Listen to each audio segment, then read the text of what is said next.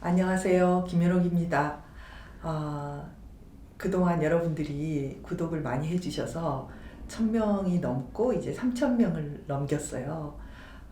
디렉터가 여러 가지 사정으로 잘 올리지 못했는데 이번에 올린 영상들을 보시고 격려도 해주시고 또 기다렸다고 말씀해 주셔서 디렉터가 지금 결혼하기 전에 이 영상을 힘을 내서 찍고 있어요. 여러분의 댓글이 되게 힘이 된 것 같습니다. 도움이 되었다거나 이해하게 되었다거나 또는 자기 자신을 이해하게 되었다고 여러분들이 댓글을 달아주셔서 저에게도 힘이 되고 또 제작하는 디렉터에게도 굉장히 큰 격려가 된 것 같아요. 여러분 격려해 주셔서 감사합니다. 이 영상을 지금 찍고 있는데 언제 올리게 될지는 잘 모르겠어요. 결혼 전에 올리고 갈 수 있을지 또는 늦어져서 한 달 후에 올리게 될지 모르겠지만은 어쨌든 여러분이 이렇게 함께 해주시고 도움이 되고 또 여러분들에게 이 영상을 함께 나누어 주셔서 감사합니다. 자, 지금까지 우리가 A군 또 B군 성격들을 다 살펴보았어요. 오늘부터는 이제 마지막으로 C군 성격에 대해서 이야기를 하려고 해요. 회피성이나 강박성에 대해서 그동안 이렇게 해달라 이런 성격도 좀 자세히 설명해 주셨으면 좋겠다고 생각하신 분들이 이렇게 올리신 분들이 많이 계셨어요. 드디어 이제 C군인데 이 군을 A군, B군, C군으로 나눌 때는 이유가 있겠죠. 비슷한 부분이 있는 거죠. 그렇다면 이 C군이 갖고 있는 공통적인 특징이 뭐냐면은 불안, 두려움이에요. 불안과 두려움. B군이 조금 더 이렇게 외현적이고 폭발적이고 감정의 불안정성이 특징이라고 한다면 이 C군은 특징이 굉장한 불안을 가지고 있는 거죠. 그래서 두려움이 많은 거죠. 그 성격으로는 세 가지가 이제 있어요. 첫째, 강박성 성격장애. 두 번째, 회피성 성격장애. 세 번째, 의존성 성격장애. 이 세 가지에 대해서 배울 거예요. 이 C군들은 대부분 강박성 성격장애의 이런 경향을 갖고 있는 사람들이 예를 들면 회피성이라든지 의존성이라든지 이런 것들이 또 같이 저변에 함께 이렇게 나타내는 경우도 많아요. 그들이 가지고 있는 그 마음속의 느낌들이 아주 깊이 들어가면 굉장히 비슷한 두려움과 불안이기 때문에 이것들이 하나만 나타나는 게 아니라 공존하고 있는 그런 경향성이 높습니다. 오늘은 특별히 강박성 성격 장애에 대해서 이야기를 하려고 해요. 여러분 강박 많이 들어보셨죠? 이 강박성 성격 장애는 다른 성격 장애들보다 이 이환율, 그러니까 발병을 하는, 보통 사람이 평균적으로 발병할 수 있는 율이 상당히 높아요. 미국 같은 경우에는 조사를 해봤더니 7점 몇 프로? 7.6%인가? 이렇게 된다고 해요. 그러니까 100명이 있으면 성격 장애라고 진단을 할 수 있는 사람이 7사람이 더 되는 거예요. 그러면 이렇게 심한 성격 장애가 아니라도 약간 강박성 성격을 특징을 가지고 있는 사람들은 상당히 많겠죠. 이들의 특징은 무엇이냐면은 굉장히 완벽을 추구하는 거죠.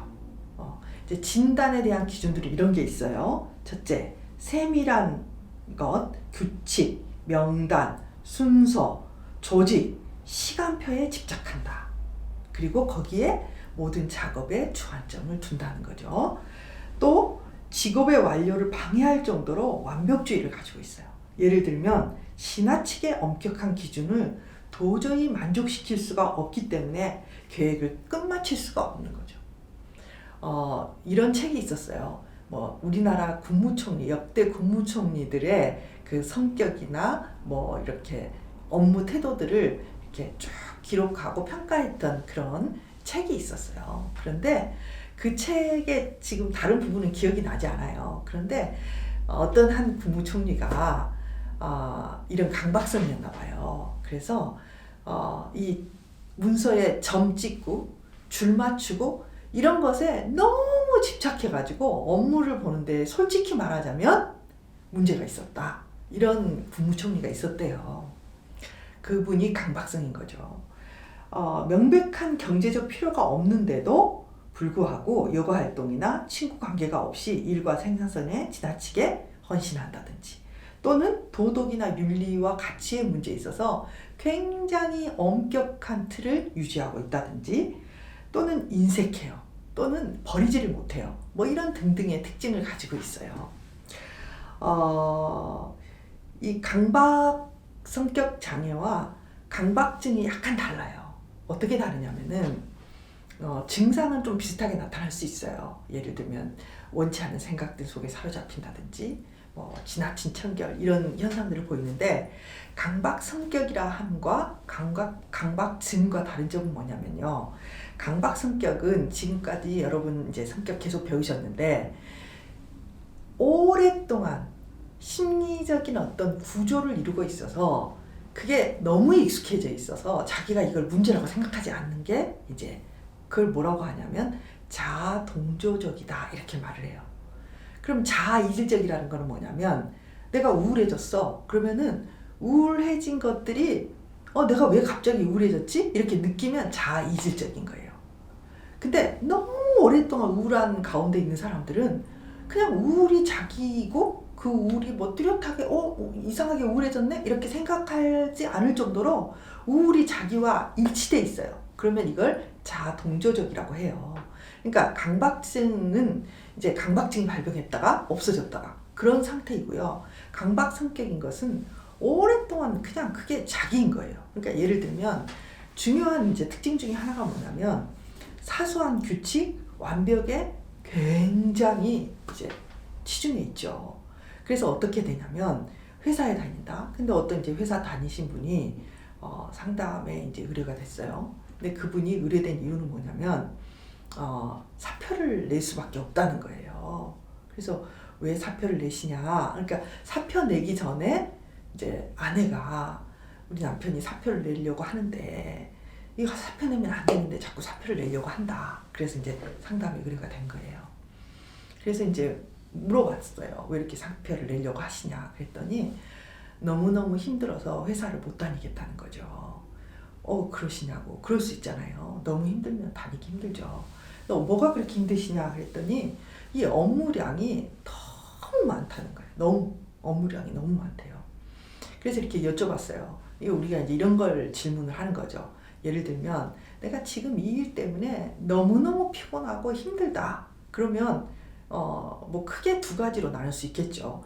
진짜로 그 회사에서 그 일이 너무 피곤하고 힘들 수도 있고요.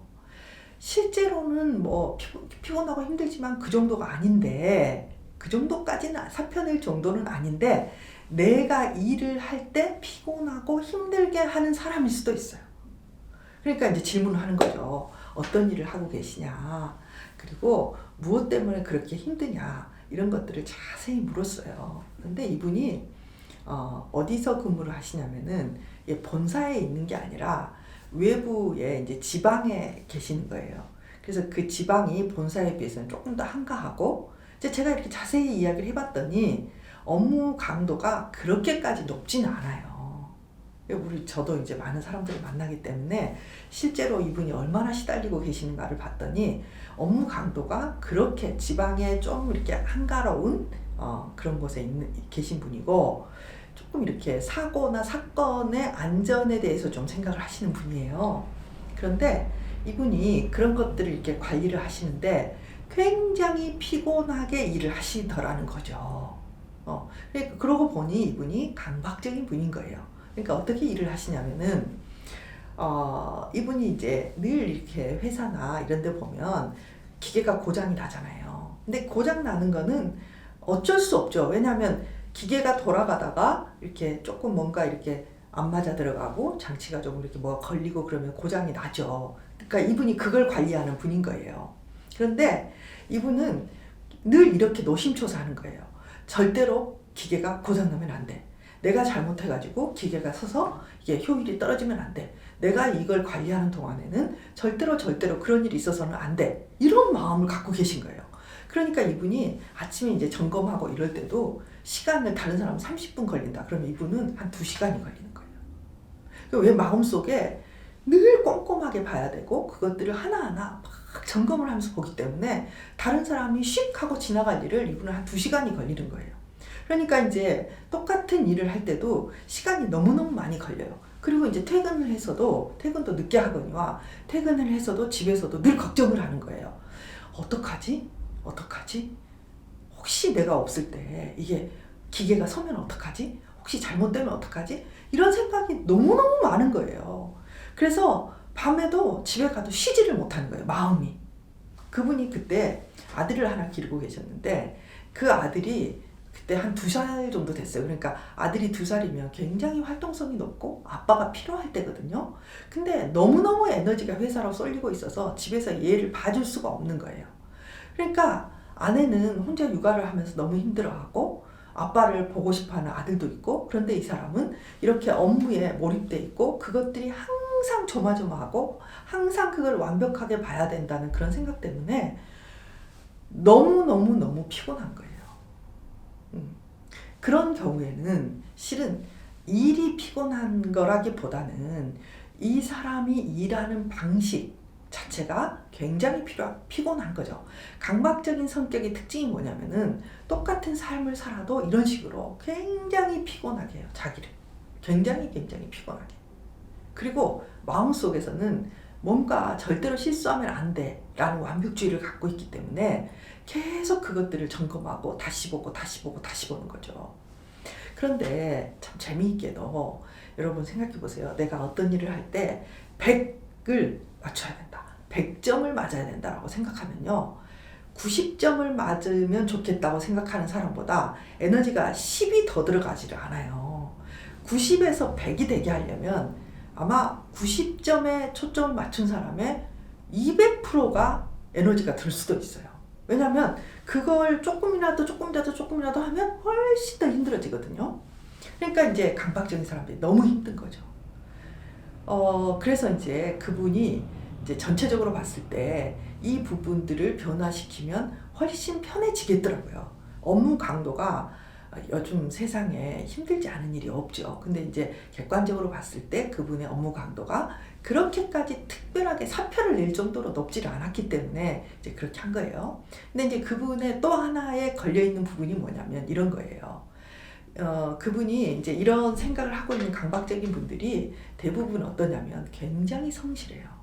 꼼꼼하고 열심히 하세요. 그런데 이분도 그렇게 열심히 하시겠죠. 그런데 또 이분의 마음속에 어떤 마음이 있냐면 이분에게 제가 여쭤봤어요. 지금까지 근무하시는 동안에 큰 사고 난 거 있었나? 그랬더니 사고 조그만 사건들이 있었지만 한 이렇게 15년 정도 근무를 하셨는데 별로 그렇게 큰 사고가 없었다는 거예요.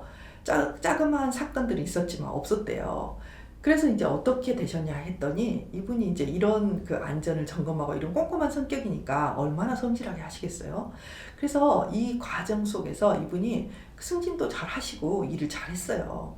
그런데 이분의 마음속에 그러면은 당신이 이렇게 일도 열심히 하고 실력도 있고 그래서 잘하고 계신데 어떠시냐, 만족스러우시냐, 자기 자신에 대해서 이렇게 물었더니 그분이 하는 말이 자기는 정말 그런 사람이 아니라는 거예요. 그럼 어떤 사람이냐 그랬더니 자기는 실력도 별로 없고 별로 그다지 잘하지 않는데 지금까지 어찌 해서 운이 좋아서 여기까지 왔다는 거죠. 그러니까 이제 강박적인 사람들이 이런 특징을 가지고 있는 거예요. 자기 자신에 대해서 자신감이 상당히 떨어져요. 그래서 이렇게 성과를 잘 내도 이분들은 어떻게 생각하냐면 그래 내가 열심히 하고 이 정도는 할 수 있지 라고 생각하는 게 아니라 마음속이 두근대는 거죠. 어떻게 두근대냐면 내가 지금까지 이렇게 승진도 하고 시험도 잘 보고 대학도 괜찮게 갔는데 실은 운이 좋았어. 운이 어쩌다가 이렇게 된 거야. 실은 내가 정말 그렇게 될 만한 실력이 아니야. 스스로 자기를 평가를 굉장히 낮게 하는 거예요. 그래서 이들은 늘 자신에 대해서 나는 지금 부족한데 부족한 나보다 이렇게 잘 보여서 어떡하지? 막 이런 생각을 갖고 있어요. 그리고 어떡하지? 내가 이렇게 좀 못하는 걸 들키면 어떡하지? 이런 생각을 항상 갖고 있어요. 그리고 사람들과 가까워지고 그 사람들이 나를 알면 알수록 내가 이렇게 못한다는 걸 알게 될 텐데 어떡하지? 이렇게 생각해요. 그러니까 보세요. 완벽주의 때문에 실수할까 봐 두렵죠. 자기 내면에 자신감이 없으니까 늘 자신이 보여지면 사람들이 실망할까 봐 두렵죠. 이러다가 조금 잘못하면 뭔가 잘못될 게 뻔한데 이걸 어떻게 하지? 그래서 두려워요. 또 하나의 측면은 뭐냐면은 이들에게는 이 도덕적인 어떤 기준이 또 높아요. 그래서 어떤 두려움이 있냐면 자기가 쓰레기 같아. 난 정말 못됐다. 나는 비양심적이다. 사람들이 나를 알면 정말 너는 이렇게 겉으로는 번지르한데 속을 보니 너는 정말 악하구나.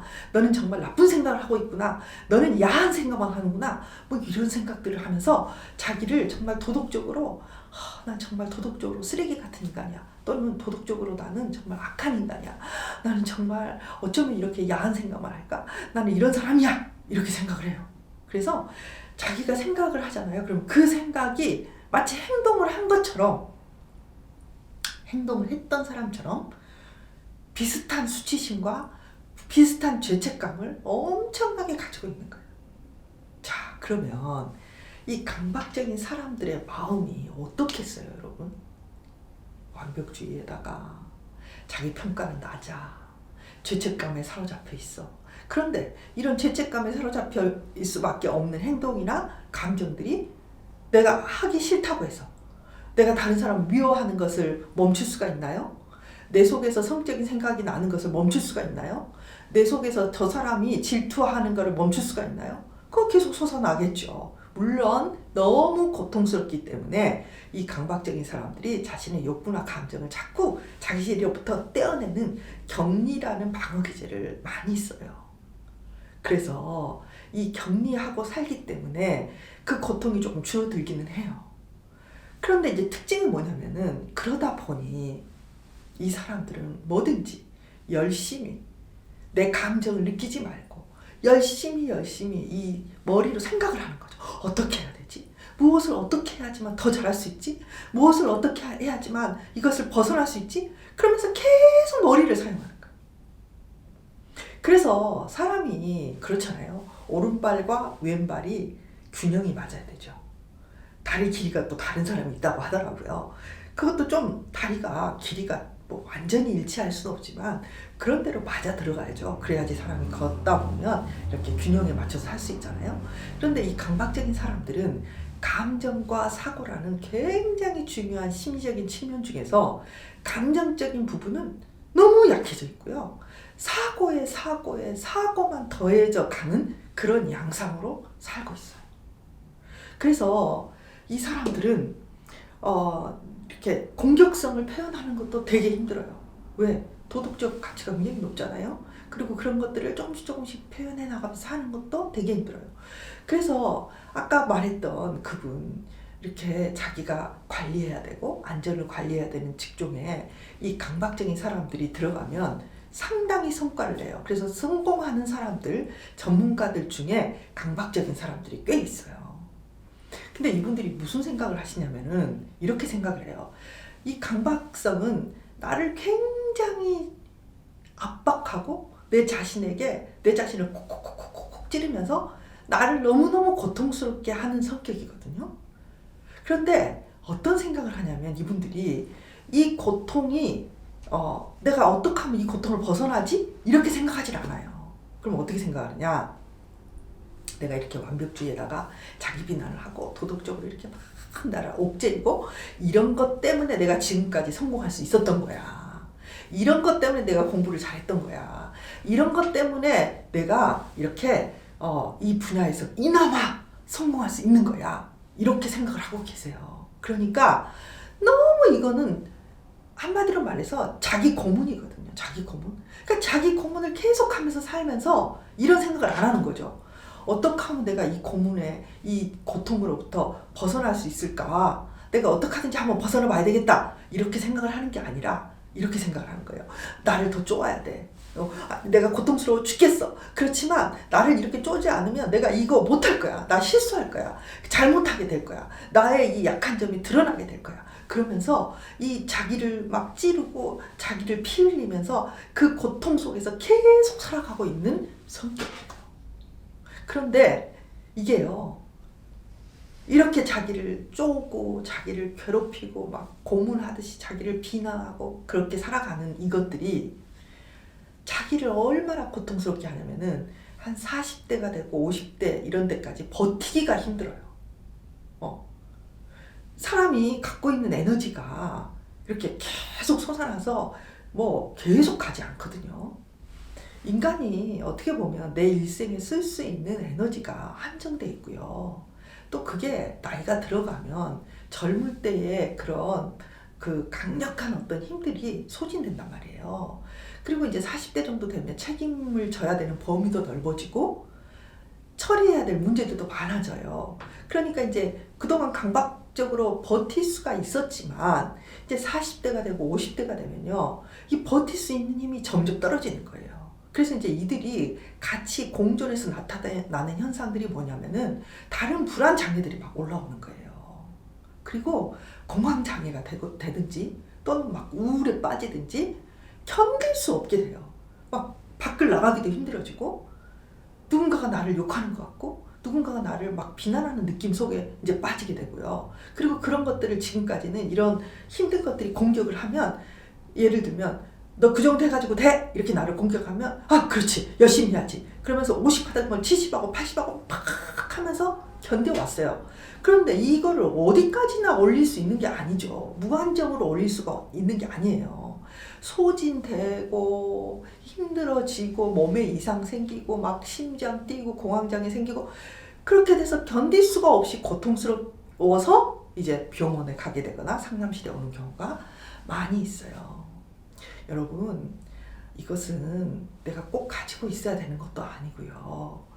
이거는 내가 이것 때문에 지금 일을 그렇게 잘한다고 할 수도 없어요. 물론 그렇게 자신을 겸손하게 만들고 자신을 성실하게 만들고 자신을 계속 쪼면서 이 속에서 내가 이렇게 열심히 했기 때문에 되었던 부분도 있겠지만 실은 그렇게 하지 않아도 여러분이 내면적으로 가지고 있는 성실함과 또 열심히 하려는 그 마음들, 그런 것들, 또 여러분이 가지고 있는 본질적인 능력들이 있어서 여러분이 잘 사는 거지, 이렇게 자신을 고문하듯이 자기들을 괴롭히는 것으로부터 여러분은 벗어나야 돼요. 그리고 벗어나면 어떻게 되느냐, 적절하게 벗어난다 해도 이걸 완전히 벗어날 수 없어요. 그냥 조금 벗어나는 거예요. 조금. 이 조금을 벗어나게 되면 여러분은 지금보다 훨씬 더 일을 잘할 수 있게 되고요. 훨씬 편안하게 되고 훨씬 더 세상을 살아가는데 행복하게 돼요. 그래서 저는 이 영상을 보고 있는 강박적인 분들이 이걸 꼭 가지고 있어야 된다고 생각하지 말았으면 좋겠어요. 그리고 다음 시간에는 어떻게 하면 여기서 벗어날 수 있는지 그런 것들에 대해서 하나하나 생각해 보기로 해요. 실제로 다른 어떤 것보다도 이 강박증은 약이나 상담이나 이런 것으로 상당히 치료가 잘 돼요. 그래서 여러분들이 다음 영상에서 이런 것들을 잘 들으시고 될 수 있으면 조금 더 행복하고 여러분 자신을 힘들게 하지 않고 여러분 자신의 효율을 높이면서 살아갈 수 있었으면 좋겠습니다.